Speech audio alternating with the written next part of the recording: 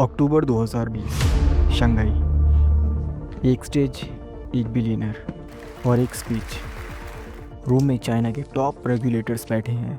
सिर्फ 10 दिन के अंदर हिस्ट्री का सबसे बड़ा आईपीओ $34 बिलियन सडनली कैंसिल हो जाता है। $300 बिलियन वैल्यूएशन फ्रीज।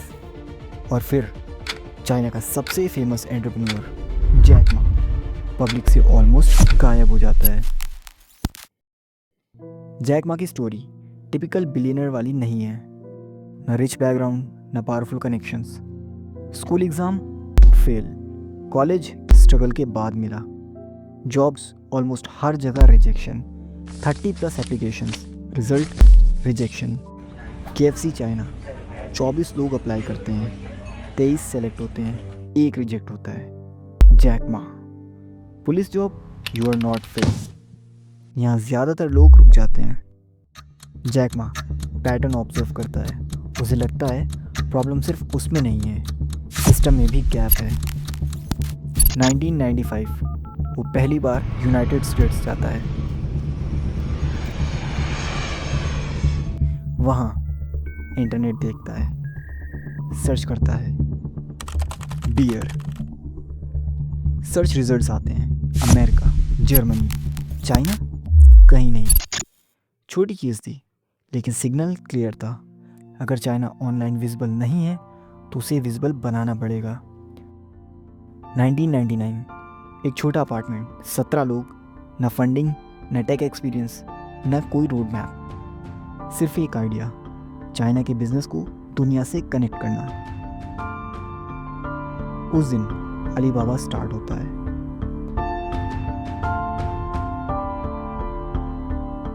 अलीबाबा सिर्फ एक कंपनी नहीं बनता, एक सिस्टम बन जाता है। Millions of small businesses global buyers तक पहुंचने लगते हैं और फिर रियल पावर शिफ्ट होता है। प्रोडक्ट्स नहीं, डेटा फ्लो होने लगता है। कौन क्या बेच रहा है, क्या खरीद रहा है, कितनी फ्रीक्वेंसी से, सब विजिबल। और जहाँ डेटा होता है वहाँ कंट्रोल होता है। फिर आती है नेक्स्ट लेयर, आंट ग्रुप। यहाँ गेम चेंज होता है। ट्रेडिशनल बैंक्स कोलेटरल दो, लोन लो, slow process, limited access. Ant group data use करो, बिहेवियर समझो और सेकंड्स में लोन अप्रूव करो। स्ट्रीट वेंडर तक को क्रेडिट मिल रहा था बिना कोलेटरल के। 500 million plus users, thousands of crore का लेंडिंग इकोसिस्टम। ये सिर्फ फिनटेक नहीं था, ये एक पैरेलल फाइनेंशियल सिस्टम बन रहा था। 24 अक्टूबर 2020, शंघाई। बन समिट। ऑडियंस चाइना के टॉप बैंकर्स, रेगुलेटर्स और स्टेज पे जैक मा। वो सिर्फ बिजनेस स्पीच नहीं दे रहा था, वो सिस्टम को चैलेंज कर रहा था। फिर वो लाइन आती है, today's financial system is a pawn shop mentality. मतलब कोलेटरल के बिना ट्रस्ट नहीं, रिस्क अवॉइड करो, ग्रोथ स्लो करो। और ये बात उन लोगों के सामने बोली जा रही थी जो सिस्टम रन करते हैं। रूम में तालियां बजती हैं लेकिन सब एक जैसा रिएक्ट नहीं करते। कुछ लोगों के लिए ये इनोवेशन था और कुछ के लिए वार्निंग। 10 दिन बाद सब कुछ चेंज होने लगता है। रेगुलेटर्स स्टेप इन करते हैं। Ant group IPO suspend, $34 billion deal cancel, नए rules, higher capital requirements, strict lending limits, data regulation. Ant group को फोर्स किया जाता है अपना पूरा मॉडल चेंज करने के लिए। फिर जैक मा को रेगुलेटर्स के साथ मीटिंग के लिए बुलाया जाता है। Private meeting, no transcript, no explanation. और उसके बाद साइलेंस। नवंबर 2020 के बाद no interviews, no speeches, no public appearance. एक ग्लोबल आइकन सडनली इनविजिबल।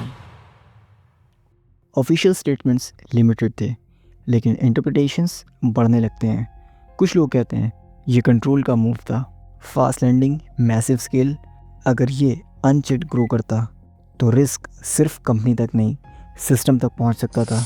इसलिए इंटरवीन करना ज़रूरी था। एक और पॉसिबिलिटी ये भी है कि ये डिसीजन बाहर से नहीं, अंदर से आए हों। सिचुएशन एस्केलेट हो रही थी, प्रेशर बिल्ड हो रहा था और शायद जैक मा ने खुद ही एक स्टेप पीछे लिया। कभी कभी कन्फ्रंट्रेशन अवॉइड करना सर्वाइवल स्ट्रैटेजी होती है। और फिर एक डीपर इंटरप्रिटेशन भी है। ये सिर्फ एक इंसान का केस नहीं था, ये एक सिग्नल हो सकता था उन सब के लिए जो सिस्टम की बाउंड्रीज़ को पुश कर रहे थे। मैसेज लाउड नहीं था लेकिन क्लियर फील होता है। इनोवेशन वेलकम है लेकिन इंडिपेंडेंस कंडीशनल है। और शायद सबसे इंटरेस्टिंग बात यह है कि इनमें से कोई भी थियरी ऑफिशियली कंफर्म नहीं है, सिर्फ इवेंट्स हैं और उनके बीच का साइलेंस।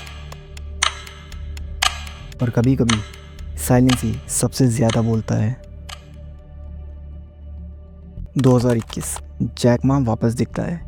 कोई बिग स्टेप नहीं, कोई बोल्ड स्पीच नहीं, बस एक वीडियो कॉल स्कूल टीचर्स के साथ। Topics education, rural development, safe, controlled. ये स्टोरी सक्सेस की नहीं है, ये स्टोरी पावर की है। कितना बिल्ड कर सकते हो, कितना बोल सकते हो और कब रुकना पड़ता है। जैक मा फेल नहीं हुआ लेकिन उसे याद दिलाया गया कि सिस्टम के अंदर रह करके ही ग्रो करना है। और शायद रियल क्वेश्चन ये नहीं कि जैक मा के साथ क्या होगा, रियल क्वेश्चन ये है अगर कल को कोई और सेम स्पीड से ग्रो करे, सेम सिस्टम को चैलेंज करे, तो क्या वो विजिबल रहेगा?